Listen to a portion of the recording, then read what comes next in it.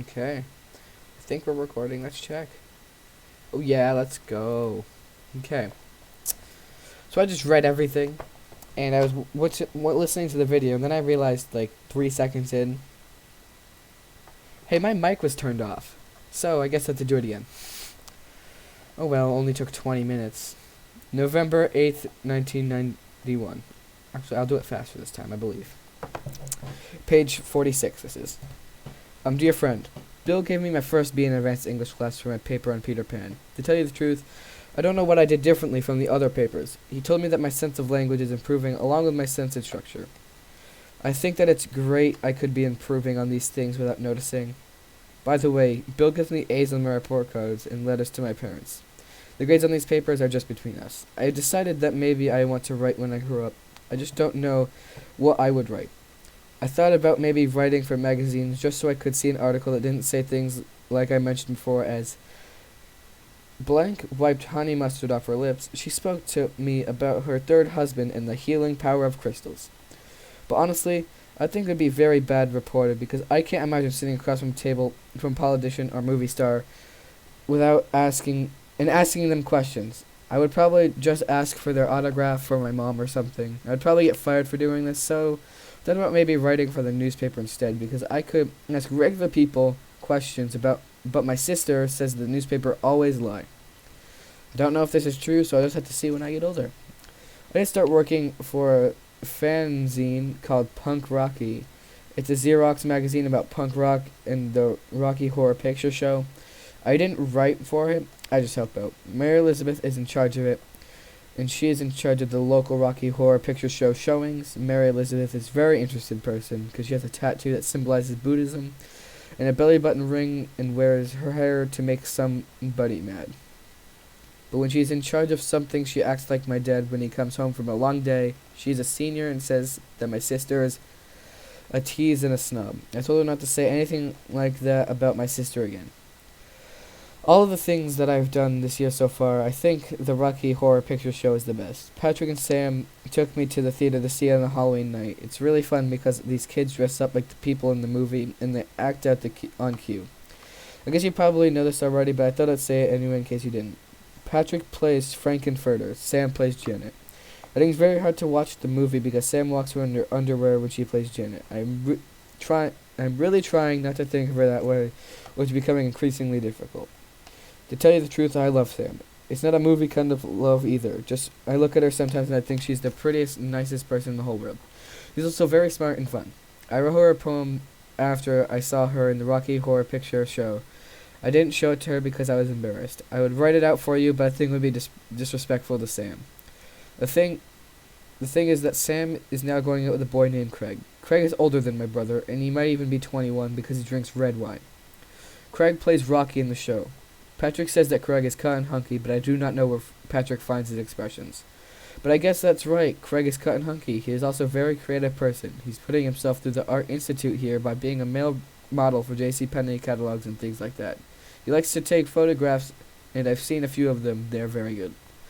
There is one photograph of Sam that is just beautiful.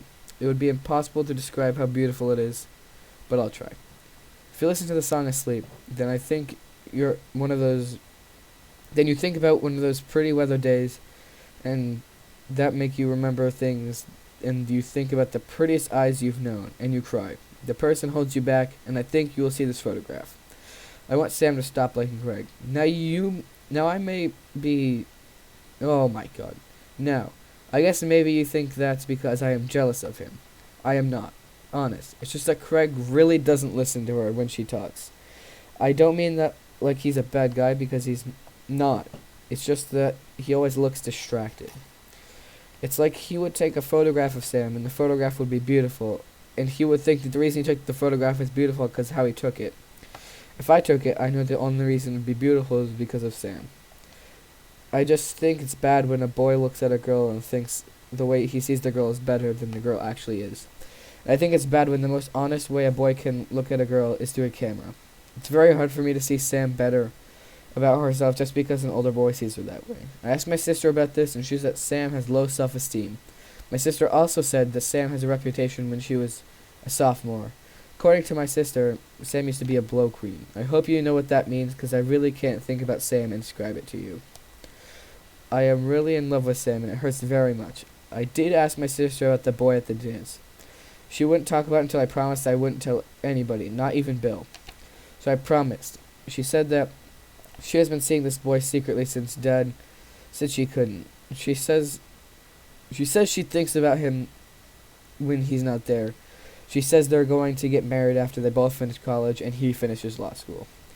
She told me not to worry because he hasn't hit her since that night, and she said not to worry because he won't hit her again. She really doesn't say any more other than that, although she kept talking. It was really nice sitting with my sister that night because she almost never likes to talk to me.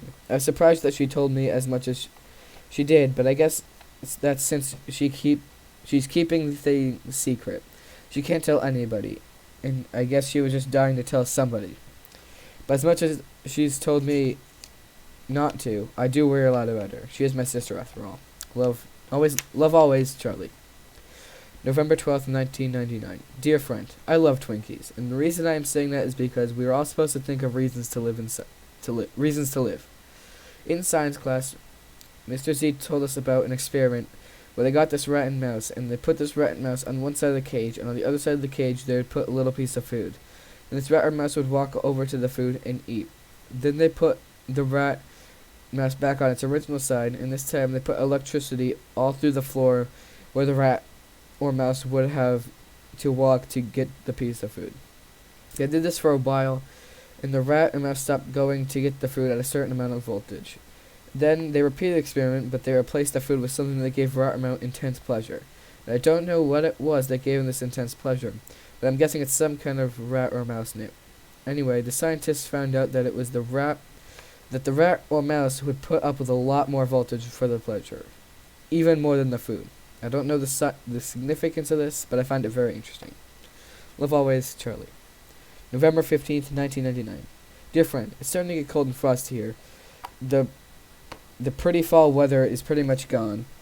Good news is that we have holidays coming up, which I love especially now because my brother is coming home soon. Maybe even after Thanksgiving. At least I hope he does for my mom. My brother hasn't called home in a few weeks now. Mom just keeps talking about his grades and sleeping habits and the food he eats, and my dad just keeps saying the same thing.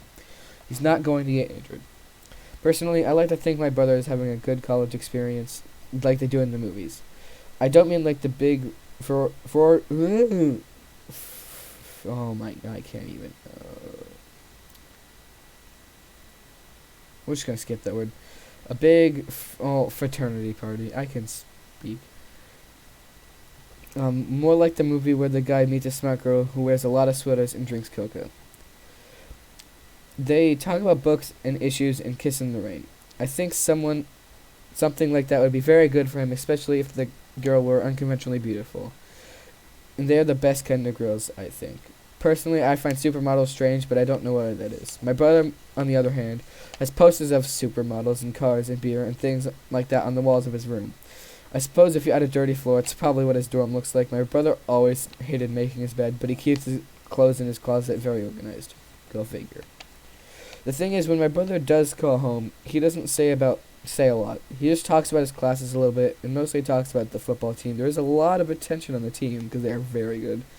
And they have some really big players. My brother said that one of the guys will probably be a millionaire someday, but that he's dumb as a post. I guess that's pretty dumb. My brother told this story where the whole team was sitting around the locker room and talking about the stuff they had to do to get into the college football, and they finally got to talk about SAT scores, which I have never taken.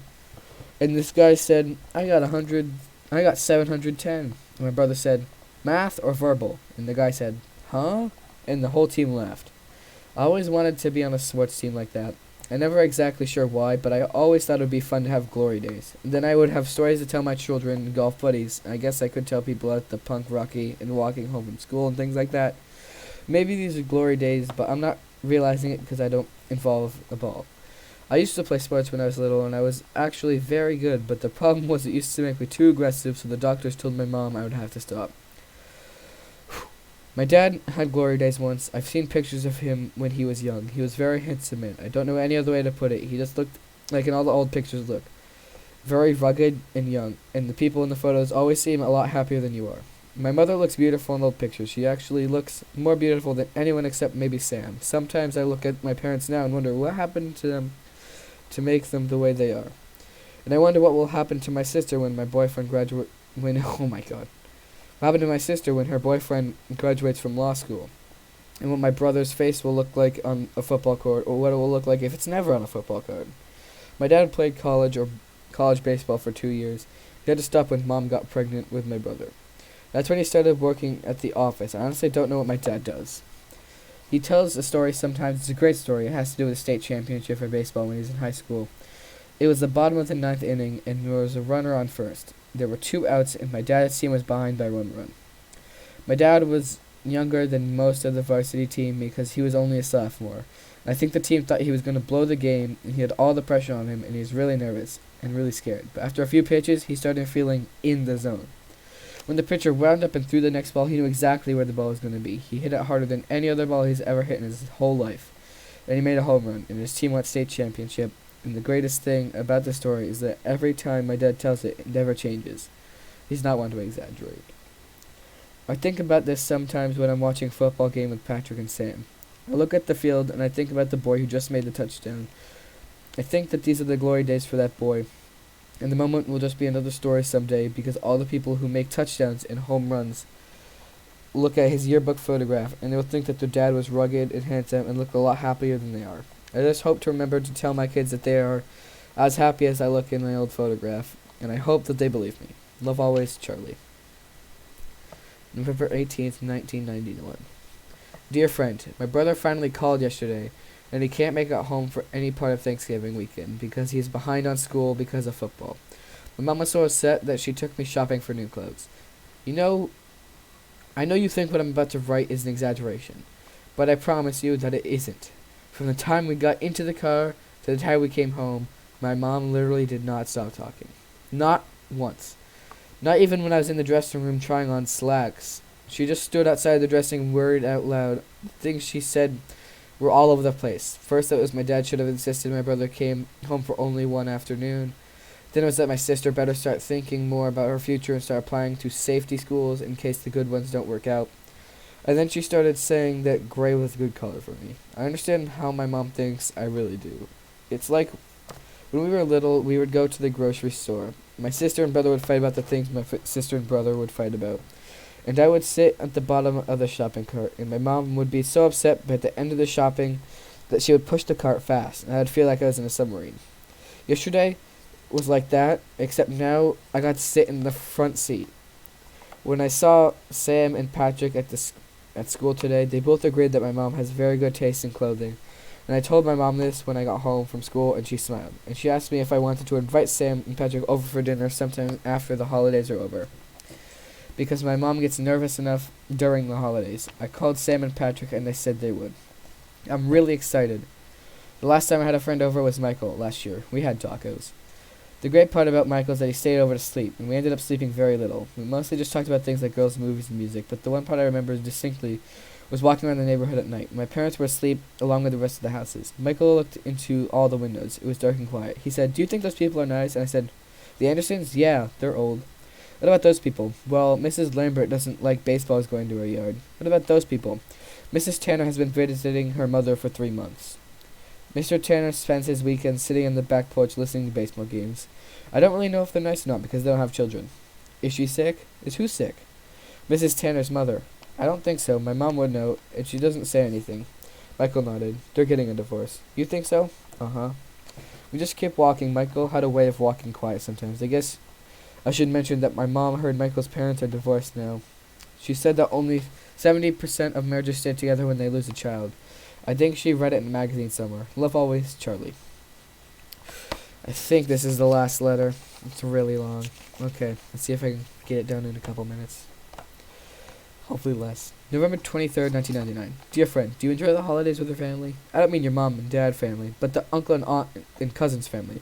Personally, I do. There are several reasons for this. First, I'm interested and fascinated by how everyone loves each other, but no one really likes each other. Second, the fights are all the same. They usually start when my mom's dad, my grandfather, finishes his third drink. It's all around the same time that he starts talking talking a lot. My grandfather usually just complains about black people moving into the old neighborhood, and my sister gets upset at him about gets upset at him, and my grandfather tells her that she doesn't know what she's talking about because she lives in the suburbs. Then she says how no one visits him at the retirement home, and finally starts talking about all the family secrets, like a cousin so-and-so knocked up that waitresses from the Big Boy. I probably remember I should probably mention that my grandfather can't hear very well. He says a lot of things really loud. My sister tries to fight him, but she never wins. My grandfather is definitely more stubborn than he is, and Mom usually helps her aunt prepare the food, which my grandfather always says is too dry, even if it's soup, and my aunt will cry and lock herself in the bathroom. There's only one bathroom in my great aunt's house, so this turns to trouble when the beer starts to hit my cousins, and they stand twisted bladder positions and bang on the door for a few minutes and almost coax my great aunt out. But then my grandfather curses something at my great aunt, and the cycle starts all over again. With the exception of that one holiday when my grandfather passed out just after dinner, my cousins always have to go to the bathroom outside in the bushes. If you look at the windows like I do, you can see them, and it looks like they're going on one of their hunting trips. I feel terribly sorry for my girl cousins and my other great aunts, because they don't really have the bushes option, especially when it's cold. I should mention that my dad usually just sits real quiet and drinks. My dad is not a big drinker, but he has to spend time with my mom's family. He gets loaded, as my cousin Tommy says. Deep down, I think my dad would rather spend time on holiday with his family in Ohio. That way he wouldn't have to be around my grandfather, and he doesn't like my grandfather very much. But he keeps quiet about it. Even on the ride home, he doesn't think it's his place. As the evening comes to an end, my grandfather is usually too drunk to do much of anything. My dad and my brother and my cousins carry him out to the car of the person who is least angry at him. It has been my job to open doors for them as long as the way. My grandfather is very fat. I remember there was one time that my brother drove my grandfather back to the retirement home, and I rode along.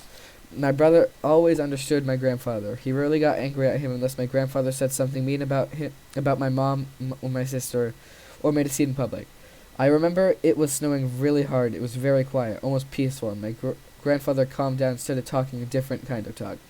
He told us that when he was 16 he had to leave school because his dad died and someone had to support the family. He talked about the time when he had to go to the mill 3 times a day to see if there's any work for him, and he talked about how cold it was and how hungry he was because he made sure his family always ate before him. The things we just wouldn't understand because we were lucky. Then he talked about his daughters and my mom, Aunt Helen. I know how your mom feels about me, and I know Helen too. There was one time I went to the mill. There was no work, none.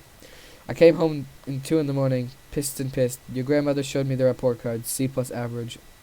These are smart girls, so I went to the room and beat some sense in them, and when it was done, they were crying. I just held up the report card and said, "This will never happen again." And she still talks about it, your mother. But you know something, it never did happen again. They went to college, both of them, and I wish I could have sent them. I just always wanted to send them.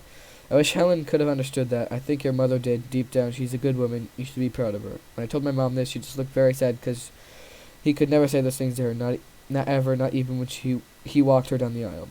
But this Thanksgiving was different. My brother's football game, which we brought the VCR tape from my relatives to watch. The whole family was gathered around the TV, even my great aunts, who never watched football. I forgot the looks on their Well, I'll never forget the looks on their faces when my brother took the field. It was a mixture of all things. One cousin works in a gas station. My other cousin has been out of work for 2 years since he injured his hand. My other cousin has been wanting to go back to college for around 7 years. My dad has said that they were very jealous of my brother because he had a shot in life and was actually doing something about it. But in that moment when my brother took the field, all that washed away. Everyone was proud. At one point my brother even made a very big play on the third down, and everyone cheered, even though some of us had already seen the game before. I looked at my dad, he was smiling. I looked at my mom, and she was smiling, even though she was nervous about my brother getting hurt, which was strange, because it was a VCR tape of an old game, and she knew he didn't get hurt. My great aunts and cousins and their children were everyone was also smiling, even my sister. There were only 2 people who weren't smiling, my grandfather and I. My grandfather was crying, the kind of crying that's quiet and secret, like the kind of crying that only I noticed. I thought about him going to my mom's when she was little and hitting my mom and holding up her report card and saying the bad grades would never happen again. And I think that maybe he meant my older brother or my sister or me. That he would make sure that he was the last one to work in the mill. I don't know if that's good or bad. I don't know if it's better to have your kids be happy and not go to college. I don't know if it's better to be close with your daughter and make sure that she has a better life than you do. I just don't know. I was just quiet and I watched him. The game was over for and dinner was finished, and everyone said what they were thankful for. A lot had to do with my brother, or family, or children, or God, and everyone meant it when they said it, regardless what would happen tomorrow. When it came to my turn, I thought a lot because this was my first time sitting at the big table with all the grown-ups since my brother wasn't here to take a seat. I'm thankful for my brother played football on television so nobody fought. Most of the people around the table looked uncomfortable. Some looked angry. My dad looked like he knew I was right, but didn't want to say anything because it wasn't his family. My mom was nervous about what her dad would do. And only one person at the table said anything. It was my great aunt, who's the one who usually locks herself in the bathroom. Amen. And somehow that made it all right. When we were getting ready to leave, I walked up to my grandfather and gave him a hug and a kiss on the cheek. He wiped my lip print off with his palm and gave me a look. He doesn't like the boys in the family to touch him. But I'm very glad that I did. Anyway, in case he dies, I never got to do that with Aunt Helen. Love always, Charlie. Bam, done. We did it. It was shorter. Yeah.